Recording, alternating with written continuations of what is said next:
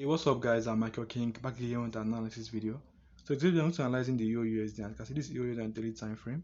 I've already marked key levels on EURUSD, so let me explain these key levels I marked on EURUSD. So I'll start with from this point. As you can see, we had a resistance level in this point for EURUSD, which rejected price the first time and the second time.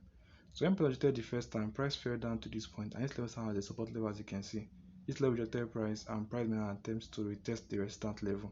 And as you can see, this resistance level rejected price, and price fell all the way down to this point, meaning at this period, this was the current support level for EURUSD, because price broke this previous support level before price fell all the way down to this point.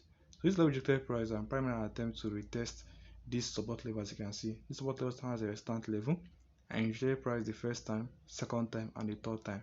So having been rejected the third time, price fell all the way down to this point, as you can see, even breaking this support level right here.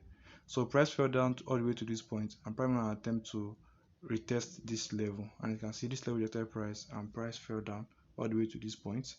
Price now attempt to probably retest this level, but as you can see midway, price rejected and price fell down all the way to this point. So currently on EURUSD, this is the major resistance level, and this is the major support level. So I'm going to switch to the H4 time frame so I can explain better on your decision on EURUSD this week. So looking at the H4 time frame right here, you can see that this is the major resistance level right here, and this is the major support level right here. So when price rejected the support level, price made an attempt to probably retest this level, but as you can see, before price gets to this level, price was consolidating in between a minor resistance level here and a minor support level, until price eventually broke the minor resistance level before price was able to retest the major resistance level. So this level of rejected price, as you can see, and price is falling all the way down to probably retest this major support level. So if you're having a buy bias on EURUSD, you have to wait for price to get to this major support level. Then we see rejection, you can place a buy stop right above the rejection candle, then apply a proper risk management.